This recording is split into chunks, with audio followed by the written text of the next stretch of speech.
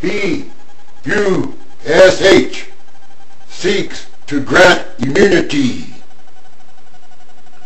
Verizon, AT&T face privacy suits for helping the White House eavesdrop on all kinds of people. VBUSH administration wants the power to grant legal immunity to telecommunications companies that are slapped with privacy suits for cooperating with the White House's controversial warrantless eavesdropping program.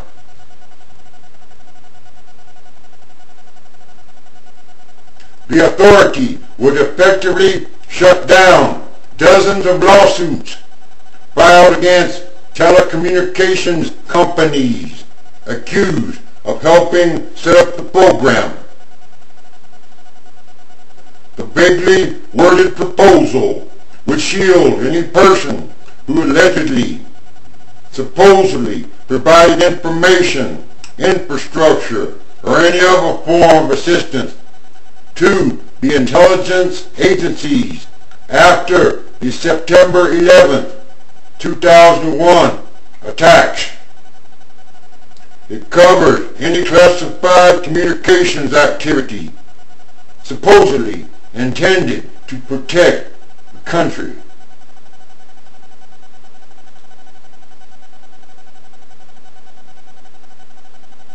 Because the administration does not want to identify which companies participated in the operations specifically, it is asking Congress, or has asked Congress, to let the Attorney General intervene on behalf of any person or company accused of participating in the surveillance work, whether or not they really actually did.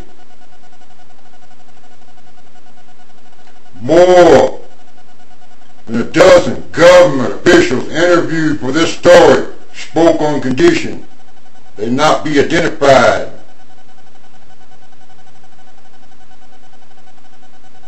One of the officials said the defendants in suits brought by the American Civil Liberties Union, Verizon, and AT&T would be the key beneficiaries of the legislation.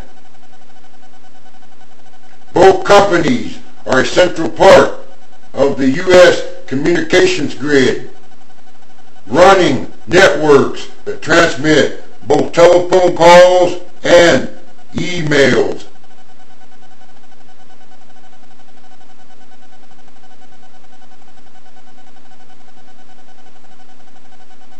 There is a division among Capitol Hill's majority Democrats about whether the companies deserve any special protection. Some believe they were operating in good faith.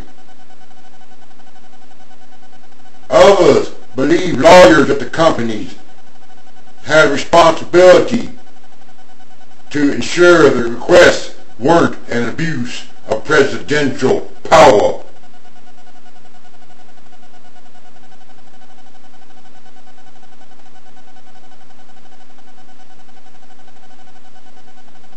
If you play out the lawsuits at the value they're claimed, it would bankrupt these companies. Oh well. Too bad. The companies could face civil penalties of at least 1,000 per customer, for a total that would reach well into many billions of dollars.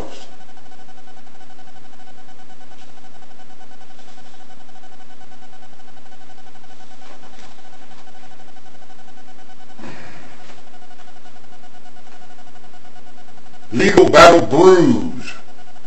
In the weeks After 9/11, the White House launched a new surveillance program that allowed the National Security Agency to monitor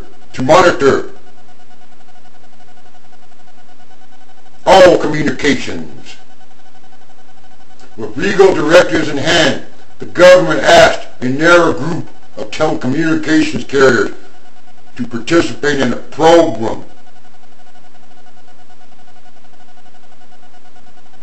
After the highly classified operations became public in 2005, a wave of lawsuits was filed, including cases against AT&T and Verizon, two telecommunications providers alleged to have participated. The legal battles have given the telecommunications industry pause, officials said. To what extent is the private sector supposed to be a check on government power? Answering that question is difficult because lawmakers and the public don't know exactly how the government crafted its request for cooperation. Too much secrecy.